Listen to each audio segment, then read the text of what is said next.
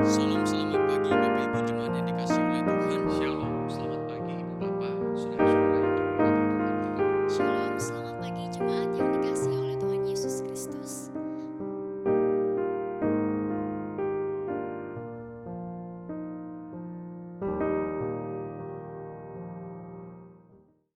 Shalom, selamat pagi Bapak Ibu yang dikasihi oleh Tuhan. Berjumpa kembali dengan saya pagi hari ini dalam Sapaan Pastoral. Kita akan belajar kebenaran firman Tuhan untuk memperlengkapi hidup kita sepanjang hari ini, sehingga hidup kita boleh senantiasa terus mempermuliakan Tuhan yang kita imani. Mari kita berdoa sebelum membaca firman Tuhan. Bapa kami yang di surga, tiba saatnya kami akan memperlengkapi diri kami dengan membaca kebenaran firman Tuhan dan merenungkannya. Dan biarlah firman Tuhan yang kami baca pagi hari ini boleh senantiasa menjadi penuntun di dalam kehidupan kami, untuk kami boleh menjalani dan melewati kehidupan sepanjang hari ini yang boleh Tuhan percayakan. Sehingga hidup kami boleh persembahkan hanya untuk kemuliaan bagi Tuhan. Berfirmanlah kepada kami pada saat ini ya Tuhan. Dalam nama Tuhan Yesus kami berdoa. Amin. Bapak Ibu dikasih oleh Tuhan, mari kita membuka Alkitab kita dari Injil Lukas pasal 18 ayat 9 sampai 14. Saya akan membacakan bagi kita semua di ayat 13 saja. Firman Tuhan berkata kepada kita demikian. Tetapi pemungut cukai itu berdiri jauh-jauh, bahkan ia tidak berani menengadahkan ke langit, melainkan ia memukul diri dan berkata, "Ya Allah, kasihanilah aku, orang berdosa ini." Bapak Ibu dikasih oleh Tuhan, keadaan hati kita adalah faktor penting yang dapat mempengaruhi hubungan kita dengan Tuhan. Sebab yang dinilai Tuhan bukanlah rupa atau paras kita, bukan perawakan kita, bukan kekuatan kita, bukan pula kehebatan kita, dan bukan juga kepintaran kita, melainkan isi hati kita. Bukan yang dilihat manusia, yang dilihat Allah.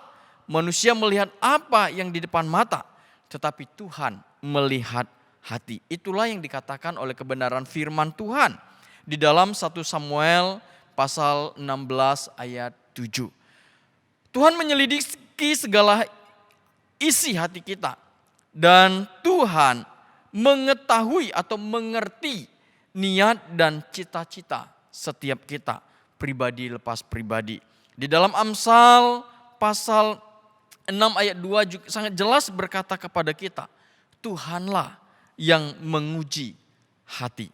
Bapak Ibu Saudara yang dikasihi oleh Tuhan, untuk menggambarkan keadaan hati manusia, Tuhan Yesus memberikan suatu perumpamaan tentang dua orang yang berada di bait Tuhan untuk berdoa, yaitu seorang Farisi dan seorang pemungut cukai. Orang Farisi adalah seorang tokoh agama yang tahu kebenaran. Dia mengajar Taurat Tuhan, tetapi hatinya penuh kesombongan dan kemunafikan. Ia merasa bersih dari dosa dan tanpa cela, di mana hal itu nampak sekali di dalam doanya.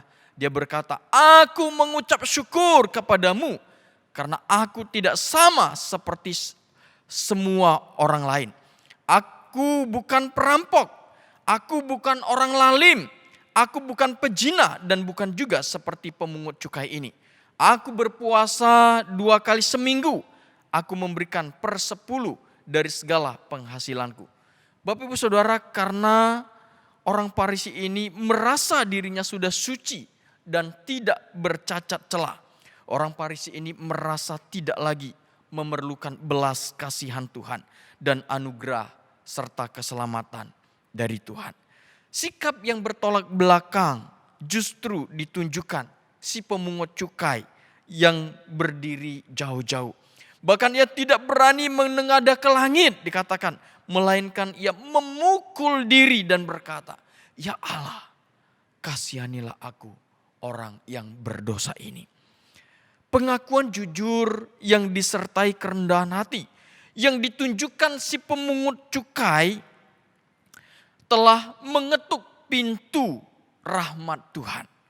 Pemazmur menyatakan bahwa korban sembelihan kepada Tuhan ialah jiwa yang hancur, hati yang patah dan remuk, tidak dipandang hina oleh Tuhan.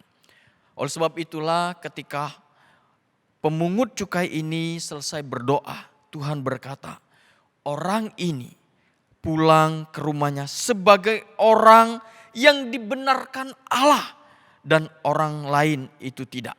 Sebab barang siapa meninggikan diri, ia akan direndahkan.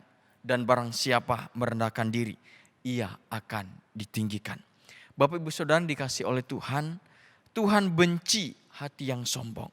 Tetapi ia mengasihi orang yang rendah hati di hadapannya. Bapak Ibu Saudara, mari kita menjalani kehidupan kita sepanjang hari ini dengan penuh kerendahan hati di hadapan Tuhan. Mari kita menjalani kehidupan kita sepanjang hari ini menyadari bahwa sesungguhnya kita adalah manusia yang berdosa di hadapan Tuhan. Kita butuh belas kasihan Tuhan. Kita butuh anugerah Tuhan. Kita butuh kasih sayang Tuhan di dalam kehidupan kita. Biar firman Tuhan ini boleh senantiasa menuntun kita untuk menjalani kehidupan sepanjang hari ini dengan segala kerendahan hati di hadapan Tuhan. Mari kita berdoa. Bapa kami di surga, kami bersyukur firman Tuhan mengajar kepada kami pada hari ini untuk kami boleh menjalani kehidupan dengan segala kerendahan hati di hadapan Tuhan. Ajar kami Tuhan untuk selalu merendahkan hati kami di hadapan Tuhan. Karena bahwasanya kami tidak apa-apanya di hadapan Tuhan. Terima kasih Bapa, berkatilah kehidupan kami sepanjang hari ini. Berkati kami di dalam segala pergumulan kami. Kuatkan dan teguhkan iman kami di dalam setiap segala keadaan yang ada. Sehingga kami tetap terus mengiring Tuhan dengan penuh kesetiaan. Dan ajar kami untuk selalu menjalani kehidupan sepanjang hari ini dengan kerendahan hati di hadapan Tuhan. Terima kasih Bapa, ini doa kami. Dalam nama Tuhan Yesus kami berdoa. Amin.